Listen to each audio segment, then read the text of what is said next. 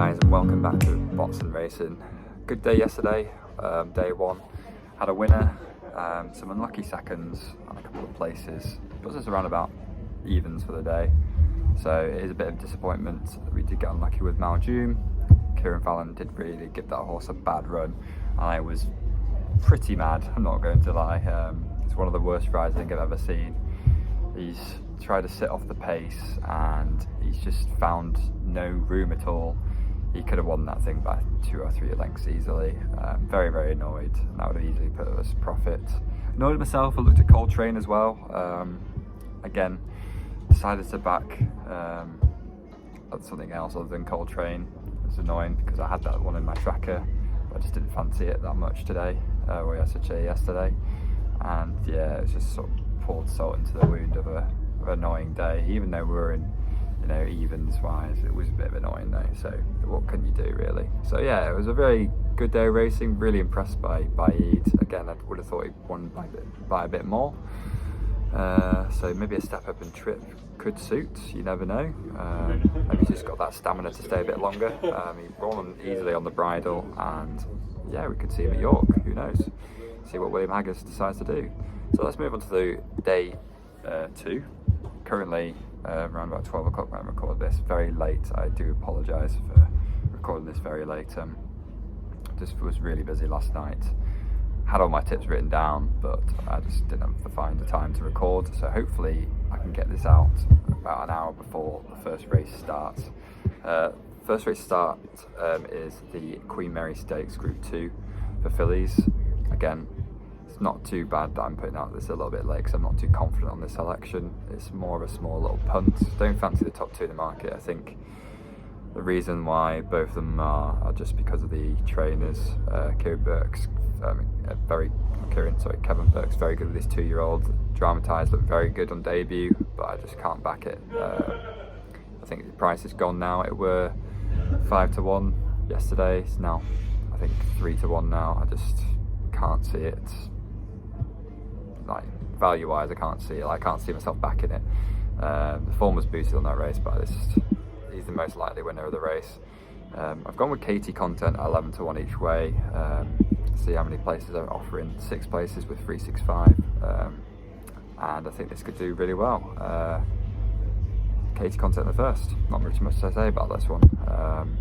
Let's just move on to the next one where the value is at, and this is in the Queen Vase. It's Baltic Bird, and with Frankie Dettori and John Thade Gosden.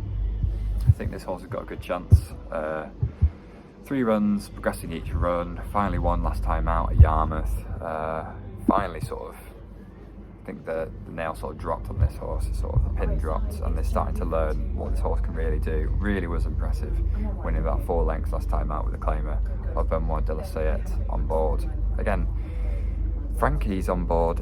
He ran pretty well in the variant yesterday, and I sort of felt like he gave up halfway through. I think you can sort of take a couple of these out of the market as well. The top 2 in the market, I just think are too short, and I think this horse has definitely got the stamina. I mean, its debut ran over 12, and previous runs have been over 11.5. So the stamina trip is there.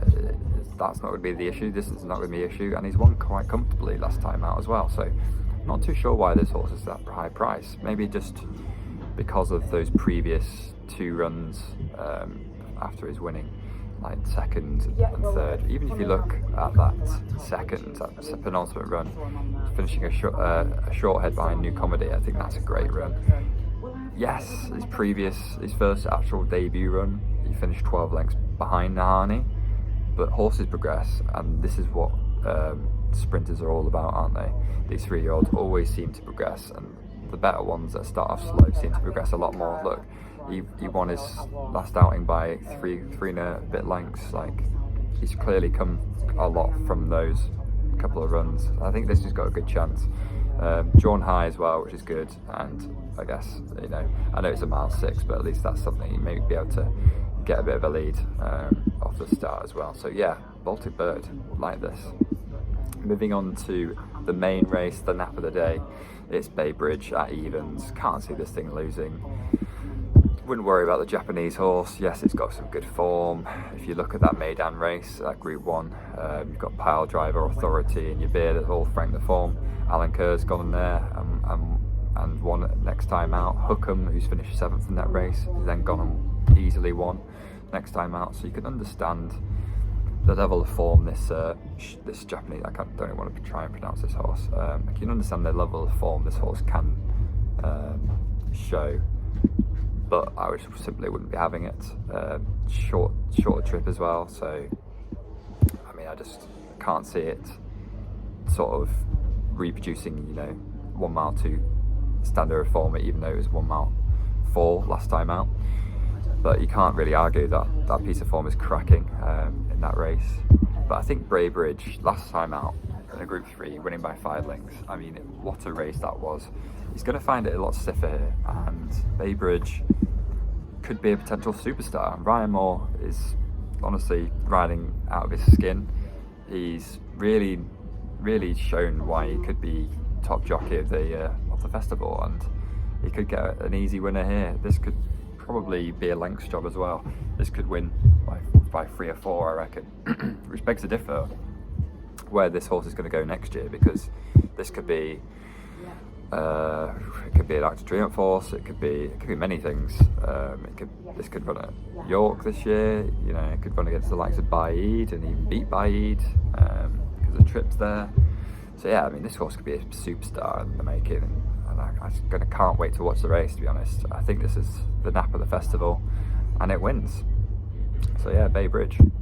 Moving on to the 20 past 4. It's the Duke of Cambridge Stakes, and I think the favourite just wins this one. Saffron Beach easily beats Mother Earth in the penultimate run in a fillies race. Runs in a Group 1 last time out of Maidan, and what do you expect? It's going against Colts. I mean, you expect Saffron Beach to lose, but as soon as it gets dropped into a Group 1 fillies, it wins by 3 lengths in front of Mother Earth. Yeah, I mean, there's not much to say really. This thing is well overpriced. I mean, why the hell is this still 3 to 1? Obviously the main danger is that Bashki Rover, I can never say the name, but I mean I just think the level of form Saffron Beach has is mighty impressive. One to note was November, the German filly. She won the Thousand Oaks and then went to the Arc de Triomphe, I believe, or definitely ran over at Longchamp last year.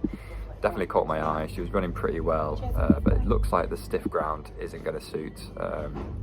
Again, the good to firm's just too quick for her, and I think if there was rain, if there was the ground was a lot softer, she could have been a nice price. But again, ground's an issue. A lot of these horses, the ground's the issue. I think the top 3 in the market come top 3, but I just can't see. I mean, it's just a shame that it is just so dry out there. I couldn't see Primo Baggio reproducing any form. He always is short. Can never understand why. He has finished 2 lengths behind Mother Earth last summer. So could he reproduce that form? Even turn it around? Probably not, in my opinion. So yeah, it's just one to leave. And Primo Baggio also lost 15 lengths behind Saffron Beach in his penultimate run, so I wouldn't touch that. And yeah, I mean that's just the whole field really. Sibilla, Spain. Again, another horse that really hasn't run on quick ground. Can't see this thing running anywhere near. And then Mother Earth, I don't think comes anywhere near Saffron Beach. Lost easily to Saffron Beach, and I just think if it's got any chance of beating Saffron Beach, it needs to run an absolute blinder, a career best figure, and that's just not going to happen. So Saffron Beach at 3 to 1 is a very good price, overpriced still in my opinion. You can get that with 365 and William Hill, and they're still offering that right now as I speak. So moving on to the 5 o'clock, the Royal Hunt Cup. 3 horses in here I like. Is Shinjari at, well, it was 22s when I backed it. It's now 18s with 365. 7 places and Bog you get on offer with 365. So clearly they really are the best bookie for these big places races. Just for the fact that you get Bog. Sky offer that 1 extra place, but sometimes your horse can drift. You don't know what's going to happen. That Havarian yesterday I expected to come in. We got it at 10s, everywhere else we're at 8s, and during the night it drifted to 14s, 16s in some places. and came third. So you just don't know what's going to happen with Og or what the market reacts really. Again, Arcadian Sunrise came in, didn't look like winning at all, still stuck in for a place, and you know, it is what it is, isn't it? Really, you just gotta either hope the market comes in if you back non-bog, i.e. Sky, or you just stick with a standard bog. I like just sticking with a standard bog just in case something like that does happen with Bavarian. Okay, so Sinjari, as I said, 18 to 1. Again, this horse has got good form. The race this last time out was against Murad and Top Secret. Came third in that race, and it really did catch my eye. I think this race is a bit of a form booster. I think it was quite a strong class too, and he hasn't won in a while as Shinjari, but he's off a winnable mark. Kieran Schumacher is on board as well. My voice is cracking. But again, finished second by Bavarian, and Bavarian's then gone front to form. So yeah, Sinjari, I think he's got a chance. I really do. He's also ran in his penultimate run 5 lengths behind Bay Bridge. So you tell me. I think this horse has got a great chance. Drawn well, drawn 33. And I think that stand side is the quicker side, definitely. We did see Bradwell in a low draw. I think it was stall 2 or stall 3, and it did come over from all that wide draw into the middle. But you know, I think Holidor's going to get a penalty for that run, because I think she used the whip too much. But she did win from that far side. But I think majority of winners will be coming from this stand side, as it has done numerous times. And the high draw is clearly a positive thing. Even the middle, even if you're a middling draw, I think there's still a lot of pace in that middle. You saw that with Baid's race, and you saw that with Caribus's race as well. They sort of came round the bend and they'd sort of moved towards the middle. Caribus obviously came on the rail side, but Lucille sort of let that gap open. But yeah, I think the pace is definitely down the middle, or the rail, the stands rail. Sorry, I keep saying King stand rail, but the stand rail. Yeah, and there's 2 more I like in this. One at really, really big odds, but we'll go with the one with the just bigger. Is Islakai, 40 to 1 with 365. Again, disappointing run last time out. Was favourite, 2.5 lengths behind Magical Morning. Not too sure what went wrong. He clearly got outpaced, and it was a bit of a disappointing run. I think the stiffer ground is going to suit, and the firmer ground, the quicker speed, I think he's going to love it. The pace was a bit slow last time in that previous run, and the penultimate run was just a bit of a disappointment. But I think this good to firm ground is going to be good. He's drawn in the middle again. If he gets a quick break, if he can set the pace, he could run on for his odds. And Rowan Scott is a good jockey. Nigel Tinkler's Yards has been in banging form at the moment. I don't know if you guys have seen, but Nigel Tinkler, I can never say these names. Nigel Tinkler's Yards been in cracking form. Not as late as like in the last week or so, but definitely in the past month, his yard's been performing outstandingly, and I think he's got a chance at Islakai. He's got course and distance wins. He likes to run at Ascot as well, but as I said, he leads from the front. If he can get a quick break, he leads from the front. It's just whether he's got that pace to stay on. Again, if he gets a break, he's got a good chance of placing 7 in the top 7 at least. And the last one could be the biggest odds of the whole race. Actually, I think Humanitarian's actually bigger than this, but you can get this horse at 100 to 1 with 365 again, and it is called Real Force. Now, it did finish 12th out of 27 last time out, but I think this Irish race has got a lot to say. This Emerald Mile handicap, it's got a lot to say. Celtic Crown did win this race, but there's a lot of horses in here that are just good horses that he's finished behind. He's finished behind Elzarn Blue, pretty much within a half a length. He's finished 1.5 lengths behind Casanova. He's finished 2 lengths behind Visualization. He's finished 2.25 lengths, I should say, behind Haiza, who's the favourite in the next race. So there's some cracking pieces, a bit of a form here, and I don't know why this horse is such big odds. He did have a claimer on board, so I will probably say the jockey might have a reason why the ride was a bit poor. But I think this has got a good chance. At 100 to 1, he could nab a place with Colin Keane on board as well. You can't really say no to that, really.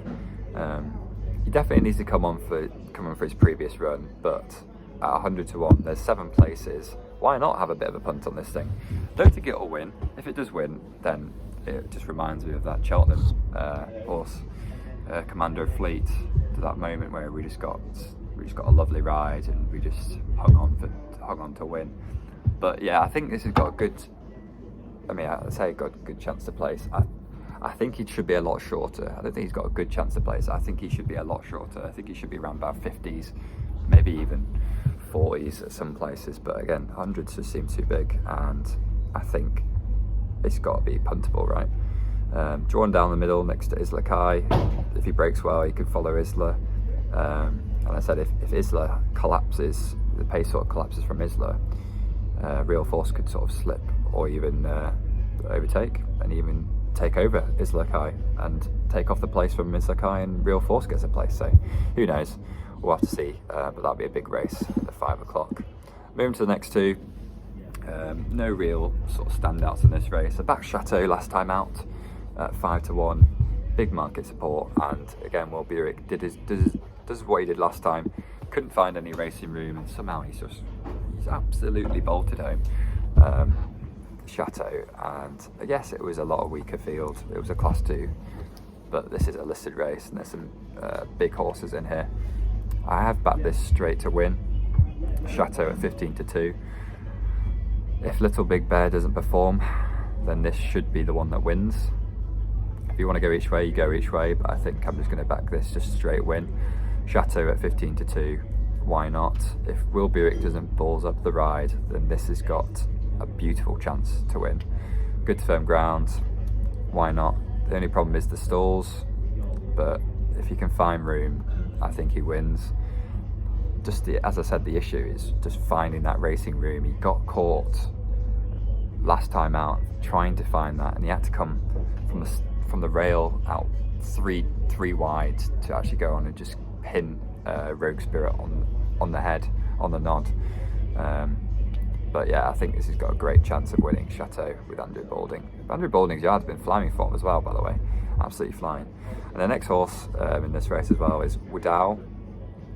Wodao? I couldn't tell you how it's pronounced, but again, pretty impressive form. Good run last time out, caught the eye. Maybe this is the time it sort of flicks a switch. He ran behind Little Big Bear on his debut. Again, horses come a lot from their debut. They learn a lot. Obviously, Little Big Bear was impressive on his debut, even when he finished second. But I think this horse could come a lot on, and he's definitely proved that last time out in a maiden, winning by 3.5 lengths. Again, this is going to be a lot harder class, and yeah, he's going to find it difficult. But if he can improve, which he has improved, winning comfortably, then why not? Why not give this a shot? I mean, 14 to 1 in most places. Notably 365 again giving you Bog with 5 places, or even Coral can give you 5 places for best odds guaranteed, and I think it's got a good chance. And the last race, 2 in here, we'll just quickly wrap it up here, is Don't Tell Claire at 22 to 1 and Spirit of the Bay at 12s. Don't Tell Claire, it's got course and distance form. It got some nice form behind Soft Whisper. Hasn't run at all this season except for the previous run, and again 3 lengths behind Soft Whisper. I think it's a good bit of form. I think the yards have definitely targeted this race for sure. Likes good to firm ground. A bit disappointing in its penultimate run, but I think it just ran a lot, and it was on all weather, so you can just exclude that bit of form. But again, this thing at 22 to 1 has got a nice chance, considering it's run at Ascot quite a few times. Likes the quick ground. It's drawn into 16. Jack Mitchell on board. The jockeys ain't that great, but it's worth a punt, eh? It's worth a punt, don't tell Claire. And Spirit of the Bay, again, another horse I picked out with that Soft Whisper form. I think Soft Whisper's well above his ratings, and I think if these horses can sort of get near Soft Whisper, I think that's brilliant. The worry is the quicker ground for Spirit of the Bay, whether he will like the quicker ground. He did run and then his penultimate run at Doncaster on good firm ground and got beat 4 lengths, finishing second. But Clive Cox usually have his horses ready for the Royal Ascot, as he's quite shrewd with his yard, and he knows what to do and knows where to target horses. He likes Royal Ascot, as I said. He's had quite a few big winners at Royal Ascot, and I think he's won every race at Royal Ascot, or is it all the sprints at Royal Ascot? I think it's all the sprints. So he knows what he's doing, and he usually has his horses banging line for Royal Ascot. So yeah, I think Spirit of the Bay again has a good chance. So just to wrap up, I know it's a long video. Again, didn't think it'd be as long as it has been, but hopefully we get a better day. Again, very disappointed with Maljoom and Kieran Fallon. What a shocking ride. Annoyed with Cleveland again with a second. I think that was the most annoying thing, that Cleveland run. And Maljoom, you never know, he could have won by like 3 or 4 at Maljoom. But I don't know if we would get shirty in that last race. But I think the tips are there. I think we're about evens from yesterday. I don't know whereabouts we are. I'll work it out for the whole festival, see actually how much we made and lost, just because I've been using different bookies to get better odds. So I'm not too sure where I am, whether I'm up or down. But I know we've definitely got returns for sure. So yeah, this has been Botson Racing, and make sure if you have any comments, just leave them in the bottom of the comment section, just to let me know if there's any horses you like, any horses that you've been following, you've backed. More than welcome to have a look for his form and give you suggestions or my opinion, maybe even throw a bet on it myself. But yeah, I will have tomorrow's races out definitely this evening, because it just feels wrong to post up a YouTube video an hour before the races. So hopefully I'm more motivated and find some more time to record. Just been very busy, as I said. So yeah, again, cheers for watching, and I'll see you tomorrow.